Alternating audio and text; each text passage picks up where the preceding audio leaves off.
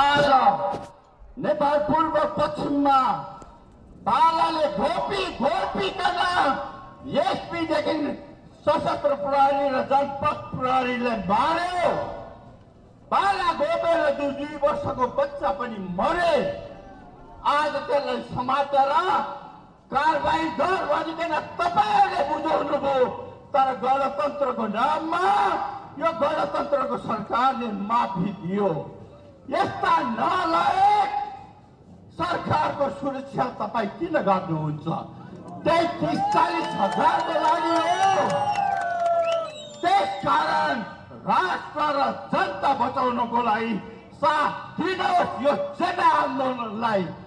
तपाई हाम्रो हात पक्रा मजबुत छ। त्यो डाँडामा कोर्सेर पनि मकै रोपेर पनि पेट भर्न सकिन्छ। त्यसकारण यो देश जनता बचाउने यो भन्दा पुण्य काम, यो धार्मिक काम अर्को कुनै हुँदैन। मेरा मित्रहरू, राष्ट्रवादी साथीहरूलाई यो पनि भन्न चाहन्छु, एकचोटि त मर्नु नै छ नि, जसले पनि जन्मेपछि मर्नु पर्छ। यो राष्ट्र माताको लागि, यो विश्वको एक मात्र हिन्दू राष्ट्र कायम गरिकन मर्यो भने पुण्य कमाइन्छ। बाँचे भनेदेखि यो हाम्रा छोरा नाति सन्ततिहरूको लागि सुन्दर विशाल राष्ट्रको रूपमा हाम्रो नाम सधैँ अमर हुनेछ। यसको लागि तपाई हामी अब 2-3 दिन मात्र यसरी जनलहर जनसागर उठ्यो भनेदेखि जे भित्र छ प्रधानमन्त्रीज्यू हेलिकप्टर तयारी राख्नु, फुर्र उडेर चाइना जानु। तब मात्र भ्रष्टाचारी नेताहरू बाँच्छ।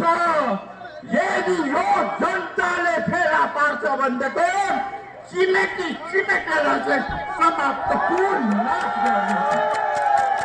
त्यसकारण म तपाईहरुलाई अनुरोध गर्न चाहन्छु, धैर्य सहनशीलता चाहियो। हामी हाम्रा भाइहरू प्रहरी सशस्त्र झगडा गर्न आएको है, कदापि गर्दैनौँ। उहाँहरू पनि हाम्रै भाइ छोरा हो। आज यो गर्मीमा महिनौ दिन भइसक्यो हेलमेट र त्यो ड्रेसमा बस्नु भएको छ। कति पीडा छ। मलाई त कुर्ता र पाइजामामा 4-5 घण्टा हिँड्दाखेरि यो दुर्दशा छ भनेदेखि उहाँहरूको पीडा के छ?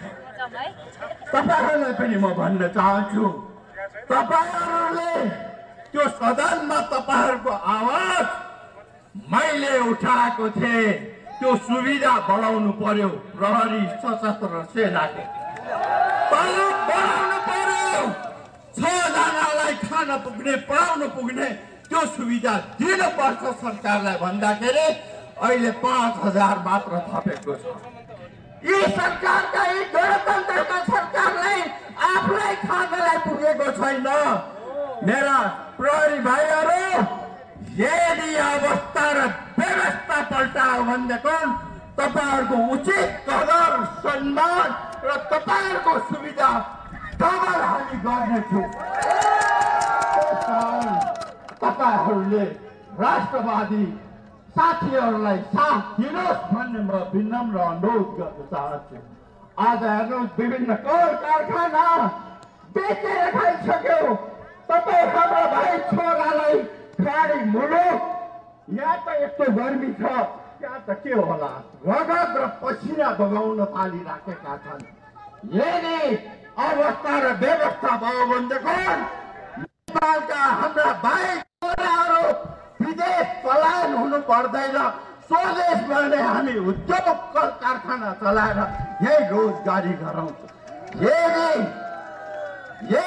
हामी सफल भएको खण्डमा पहिलो दायित्व सहकारी ठगहरूलाई ठेकान लगाउनेछु। जनताको पैसा, मकै पोलेर तरकारी बेचेको पैसा हाम्रो सरकार आउन साथ सबैभन्दा पहिला ब्याज समेतको सरकारको राजस्वबाट हामी तिर्नेछौँ। र ती भ्रष्टाचारी नेताहरू सरकारीको पैसा बचाउने यी काङ्ग्रेस एमालेहरूलाई घर घरानाबाट उनीहरूको किडनी बेचेर भए पनि असुल उपचार गर्नेछु भन्ने वचन दिन चाहन्छु। साथीहरू